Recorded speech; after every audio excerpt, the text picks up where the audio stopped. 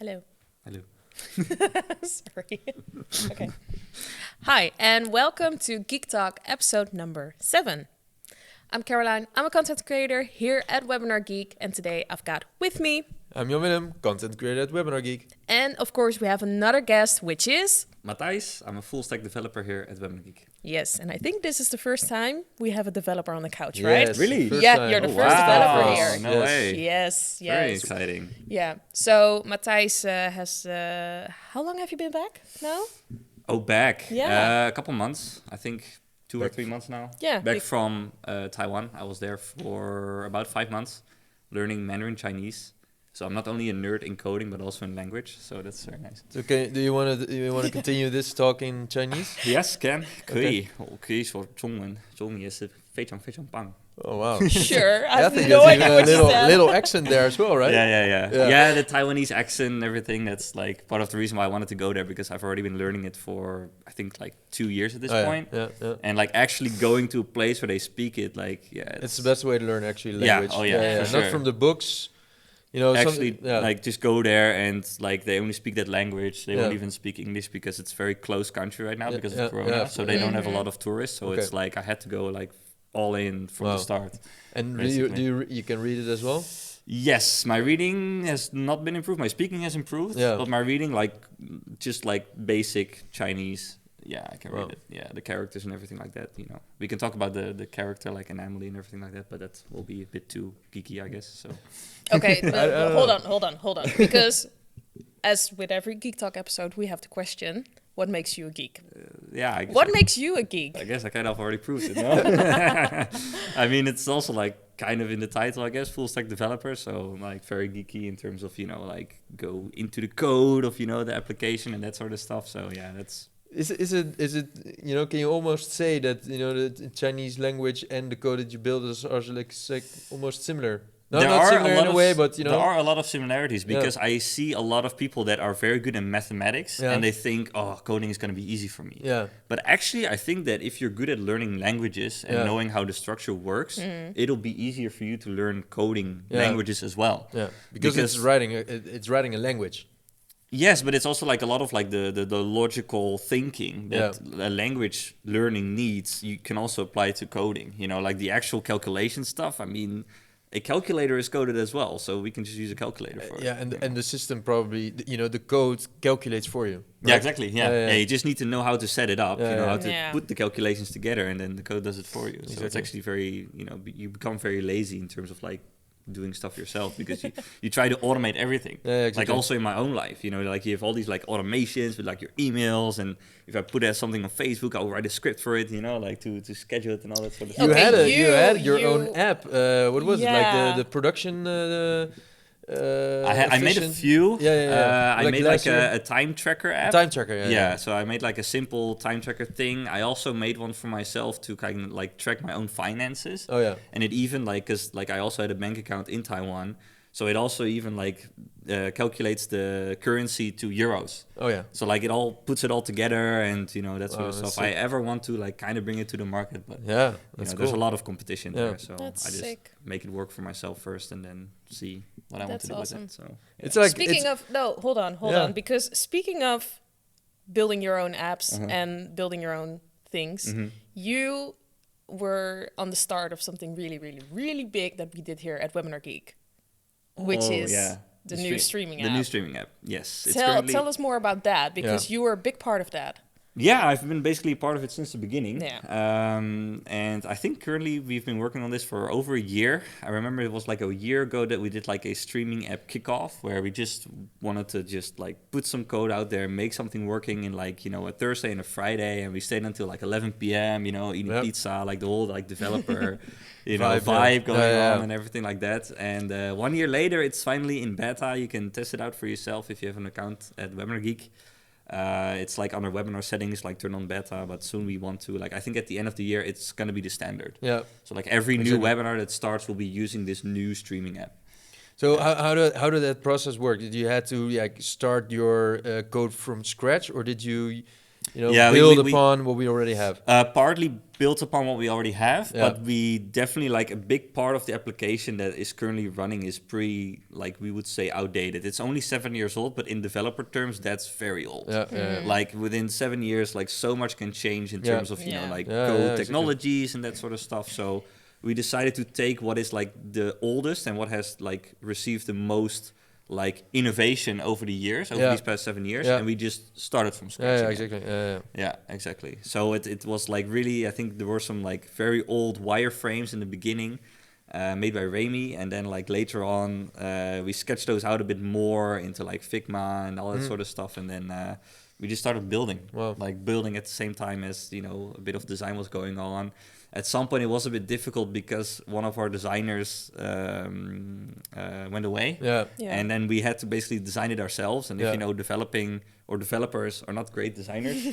So we had a few UI, UX struggles, user, experience and that sort of stuff. And that was a bit of a mess. But right now we have a new one, and that's been very streamlined. Yeah, exactly. So he creates designs first, or he thinks about the UI or UX challenge first, and then we implement it. And then it's automatic pilot. We just implement what he thinks of and create our own touch to it and everything like that. And then and then I think you have the best of both sides, right? You have from your perspective what you think that works, which is codable, if that's even a verb, and then you have from the UX UI perspective, you have also the customer part of it. It's funny because my title as well is full stack developer. I'm mostly working on front end, and if you kind of to quickly summarize that, you have front end and back end. Backend is more your server, the data, every the big stuff that's going on, and then front end is whatever you see, so colors, buttons, and everything like that. But there is this stigma, front end developers are it's a very simple job, they say. Okay. But I wouldn't agree because there's a lot going on. For example, think about accessibility. Your code also needs to be readable to people that, for example, use a screen reader, blind people. So there's a lot of extra things that come there. When doing something with front-end developing as well. It's funny. It reminds me of back in the days when I studied, I did the hotel school, and there was when you were working in a hotel, you had the front office and the back office in the reception, and it was kind of sometimes it was a struggle as well. But in the end, you knew you're not gonna you need both sides. Yeah, exactly. If you're in front office, you'll rely on the processes from back office. Yes, if you're in correct. back offices, you want the people in front office to be hospitable to the guests. So exactly. To facilitate and that. I don't know if that's also the same in the hotel world, but among the developer world, there's a stereotype of front end developers are a bit more fashionable. They look normal people or people that could be dress well, everything, so that sort of stuff. And backenders are more your people that are always inside, or Doritos in the beer, that type of cool. But I didn't know that. I wouldn't say that's true for everything, but there is a stereotype developed over the years. I still remember we made a mistake with your job title in the very beginning, and it has been an inside joke since forever. It was front-end developer, and I just wanted it to be full stack, so you're doing both. Because it just sounds a bit more versatile. You can do a bit more stuff, and I mean, technically, my work is 80% front-end and maybe 20% back-end, but still there is back-end there. So it is funny because for me, if I look from a content perspective, I'm really involved in video, and sometimes for me, video producers fits more than content creator, because content is everything. If you write a line on LinkedIn, it's even considered as content. So I would be that's funny. Looking your title for, is pretty. It's more what like you say, full stack. What is it? It entails a lot of responsibilities. Yeah. Where with content, you probably I would say narrowing it down would be easier to understand what it entails. Yeah. I made a joke to you yesterday. If you wanted to have my job. Oh yeah. And you were saying no, I don't want it, and I was like, but you already have my job because we have the same job title. But barely ever do the same thing. Oh, wow. Yeah, it's very different. Yeah. It is. But is it then like someone like you're working on different projects, or your work is really different? we Like we you're used doing to more we used video editing, yeah and we then you're doing different stuff. yeah we made a division because in 2 years ago when I started working here, we were still doing everything, like writing blogs, creating webinars, creating videos, Yeah.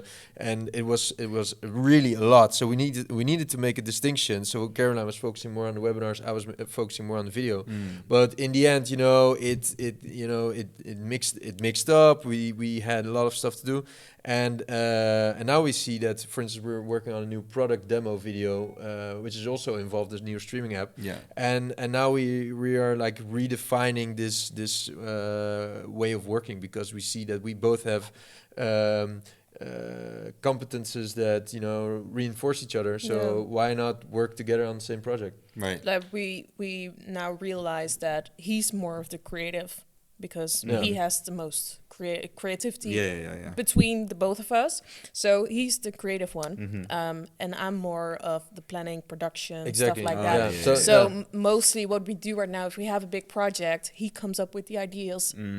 We like define the ideas together, Yeah. and then it's off to me, and I'm the one that does the whole Makes production. sense. So make you're sure kinda like that the Make sure it bucket, like happens. ideas. I catch it here, and then we categorize it Yeah. and we put it together. Yeah, and Yeah, make something exactly. out of it. And then make Yeah. sure everyone knows what to do, when to be where, Okay. and Yeah, nice. make sure that everyone Interesting. follows Yeah. all the deadlines and, and, stuff and, like and that. that works really well. Yeah. Yeah. Because in the end, it's like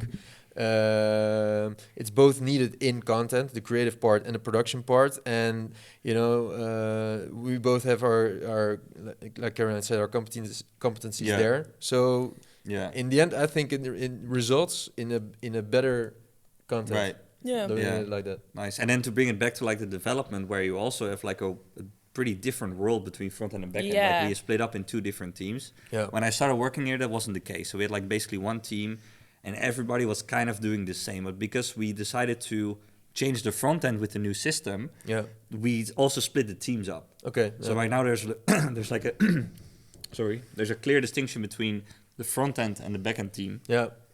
and that is actually working really well now, because we have also like really decoupled those two worlds. Yeah. So for example, if there is a new feature which needs like a bit of both worlds, then these two people can just work separately from each other. Yeah, exactly. Like just like be sure about like what are the requirements for this feature, like how is the front end going to talk to the back end. Yeah. That's all you need to discuss together, or one person that can discuss it. Like most of the time it is the front ender starting with the buttons and everything like that, and he will use like we call it mock data. Yeah. So it's like not real, it's just like fake data just for now, before just waiting on the backender to be done, and then connect it together and it works. Yeah. So that's really, really nice. Yeah. Like I think that's been one of the biggest changes this past year within like the development team here at WebinarGeek, is that it really started from everyone is just doing everything. Like one day you're in the database, the other day you're working on Exactly. like a button with Yeah. the colors and Yeah. everything like that.